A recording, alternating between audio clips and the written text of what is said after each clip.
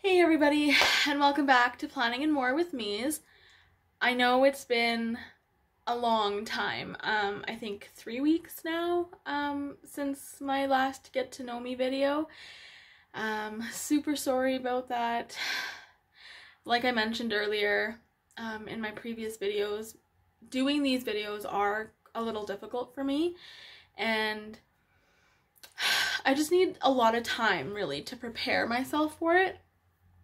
So this one, I have a page of like notes that I will be referring back to because in my previous video I literally would ramble, and I feel like I left out a bunch of things that I wanted to talk about, but it's okay. I mean, I think everything happens for a reason, and so I just want to get right into the third installment of the Get to Know Me video. And today I'm going to be talking about what had happened in August of 2017. So I left off in my previous video that I had been taking fertility medication to really help with getting pregnant, and I think that all the doctors that I had seen were pretty confident in the fact that, you know, I still have one viable tube left and it's great, everything's gonna work out, don't worry about it, like, it's good. So fast forward to August, my husband and I were celebrating our wedding anniversary in Edmonton, and I just woke up one day feeling super bloated and uncomfortable, and so I literally just woke up my hubby at 5:30 in the morning, and I was like, I need you to go to Shoppers and I need you to get me a pregnancy test because I think something is wrong. And so he went, got me the pregnancy test. Ooh, I got something in my eye. So he got me the pregnancy test, and of course it came out positive. And we were super excited, and I was just sitting there holding my belly like, you know, this has to be it for me. But I was also in a lot of discomfort, and I was also spotting quite a bit. So internally, I knew something was wrong. I knew that something wasn't right. It shouldn't be this way. I just, something just wasn't right. So we left Edmonton and we drove to Calgary, and we drove right to the hospital. I had an amazing triage nurse. She was just super, super amazing. She took us in right away, and unfortunately, because it was Friday, I think late afternoon by the time we got back, the ultrasound tech had left for the night, and it wasn't necessarily an emergency, and I think it was because I kept saying that I wasn't in any pain because that's what I was trying to make myself believe. Anyway, so I went home. I got a phone call an hour later saying that I had an appointment to get an ultrasound done the next morning at 9 a.m. And so I was like, okay, totally great, let's get this done. The next morning I woke up and I just felt super bloated. I thought maybe I was a little gassy and I just couldn't pass my gas. I just didn't feel good. I wasn't bleeding anymore or spotting. But I was super, super crampy, super uncomfortable. I just didn't feel very good. And so I went to, I was trying to tell my husband, you know, maybe I should go in earlier. I think something's wrong. And he's like, you know what, I think honestly, I honestly think it's your anxiety. I think you need to maybe take a breather, relax a little bit, and then, you know, because it was already 8 o'clock and my appointment was at 9. So he's like, just take it easy. Let's figure it out. Calm down, whatever. So I took a few deep breaths, you know, calmed myself down, left home at 8:30 to go to the hospital for my ultrasound. obviously because I was super bloated, I couldn't drink any more freaking water. Like, I just couldn't do it. I felt so sick to my stomach. So I went to the hospital, went in for my ultrasound, and of course she was like, the tech was like, look, you have, like, there's not enough fluid in your, like, there's not enough water, so I can't really see what's going on, so I'm gonna have to do a vaginal ultrasound. And I said, okay, that's fine. I've had them before, not the end of the world. So I did that, and she starts asking me some like weird questions, like, are you in any pain? And I was like, well, no, I'm just really crampy and like bloated, but I'm not in any sort of pain or anything like that. And she's like, oh, okay. And then continues, you know, doing her thing. And then she's like, are you sure you're not in any pain? And I was like, okay, girl, should I be in pain? Like, I don't know what you're trying to ask me here. Like, are you undercover asking me a question? Like what are you doing? And so I started freaking out a bit. But anyway, so then she's like, okay, she like snaps a few pictures. And she's like, I need to go show this to a doctor for a second. Just give me a minute. So I'm laying there on the table and I just start to cry. Like, I looked at my husband and I said, something is wrong. Something is wrong. This is not right. I don't know what to, like, I don't know. And then all of a sudden, I felt like I was a little crampy, a little, like, super uncomfortable, kind of. And I was just like, ooh, I don't like what's happening right now. Anyways, and then so she comes in and she's like, okay, the doctor's actually going to see you right away. And I thought, that's odd. Like, that doesn't normally happen when I go for an ultrasound. So,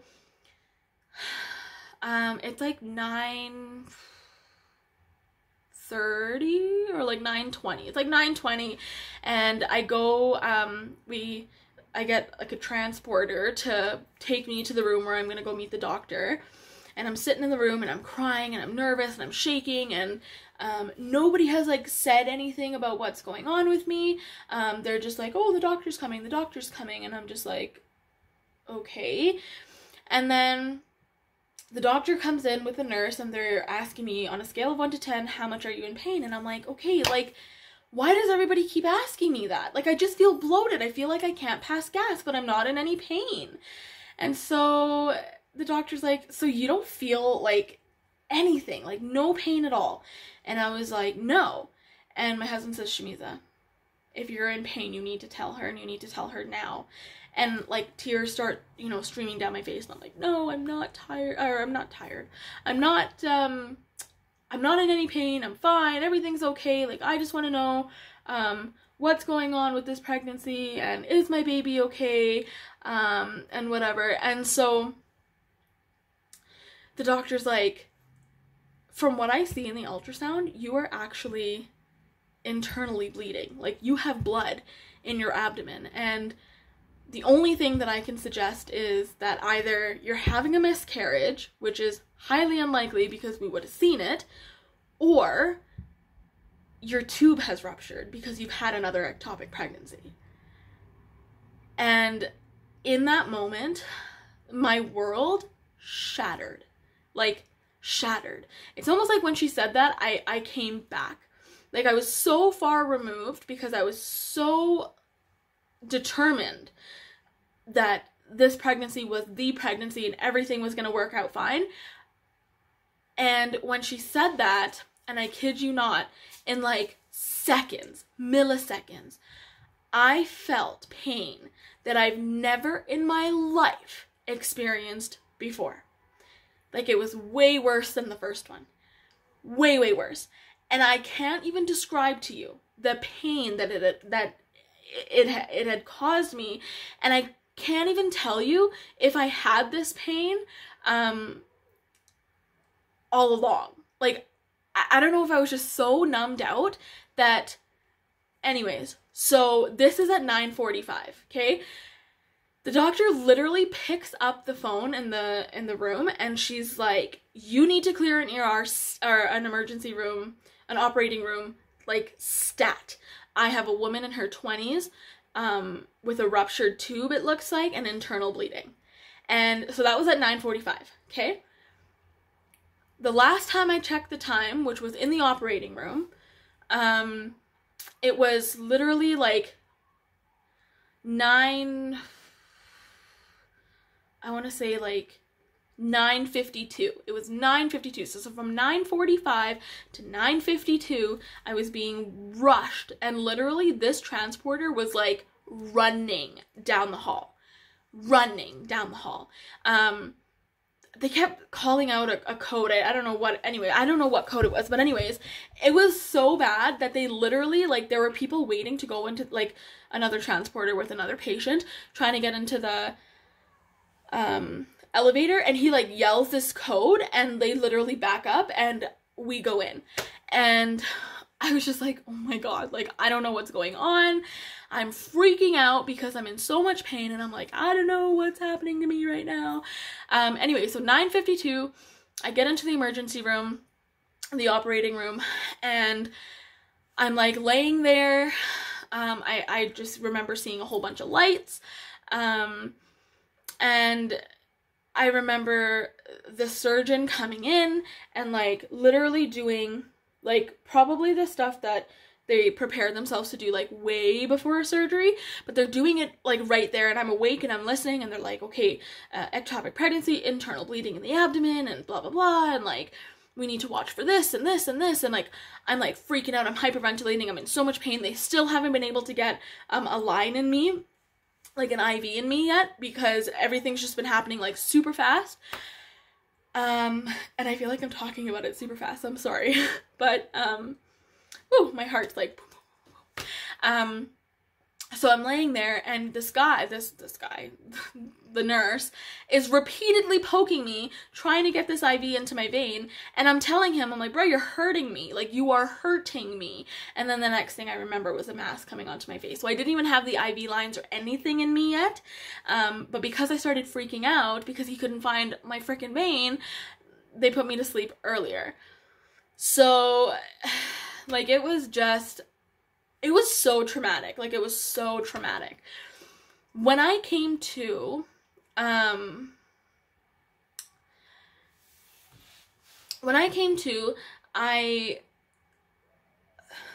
felt disappointed. I was really disappointed in myself. I didn't want to, I had a rough time just kind of facing my husband. I felt like it was all my fault again.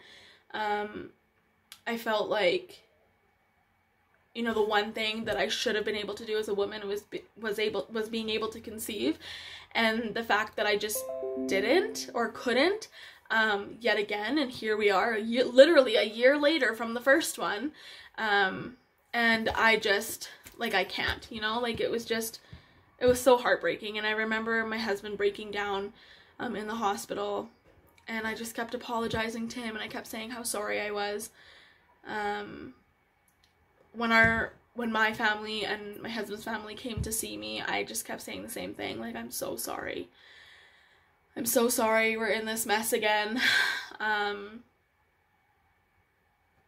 Yeah, it was just the absolute worst.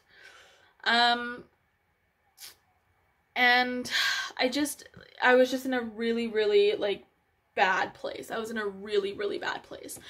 So I thought I would, so I honestly thought I would talk a little bit more about what happened after this, but I kind of feel like the emotions are climbing a little bit, and the last thing I want to do is literally just be on here and bawl my eyes out. Like, the whole reason why I'm doing this is because I want to share my story with people, and I want people to understand what I've been through, especially those people that I just happen to, like, push away.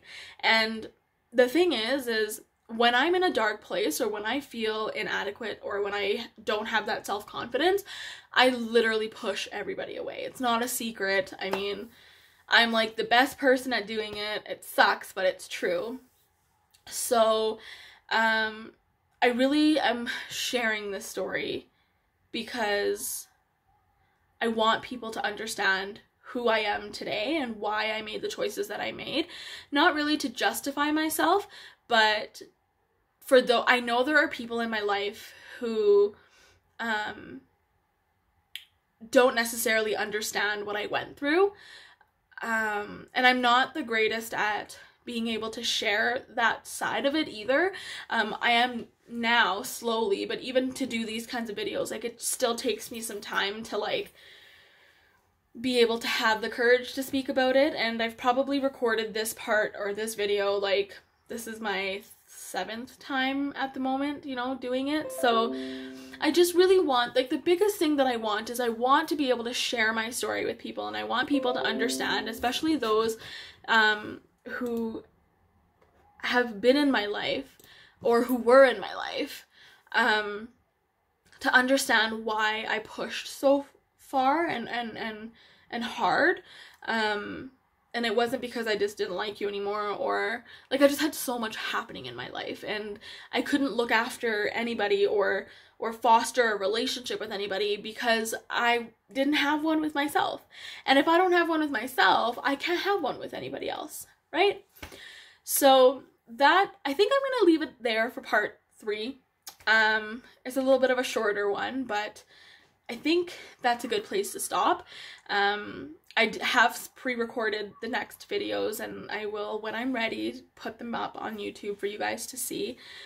But the biggest thing I want you guys to remember is, if there's anyone out there who's watching these videos, please know that you're not alone, okay? And I'm gonna say that every time I do one of these, you are not alone, okay? You're not. And I may not understand what your story is, and you may not fully understand what my story is, but being able to talk about it and just get it out in the open is what matters most. So I hope you guys enjoyed this video. I mean, kind of sounds dumb to say that, but I hope that you were able to connect with me in this video. I'm sorry that it was like super fast paced, but you know, I really hate telling this part of the story, but I knew that this was something that I had to do and get it out in the open. So please, please, please share this story with anybody you know that might be going through something similar. Infertility is broad in its horizon, and I really want to be able to connect with people who are going through something like this. Yeah, so thanks for watching. I'm sorry that this was super fast paced, but this is part of the story that I don't like, and I don't like to talk about the second topic, and like, it's just, yeah, it turns into a little bit of a pity party. So thank you so much for watching. I really appreciate all the love and the support that I'm receiving. Like, it means more than you guys will ever know. Please check in on those who you know are dealing with infertility, because it is a very rough situation. And always know that I'm here to talk to any one of you who might be going through something similar. Take care, guys, and I will see you guys in my next video. Bye.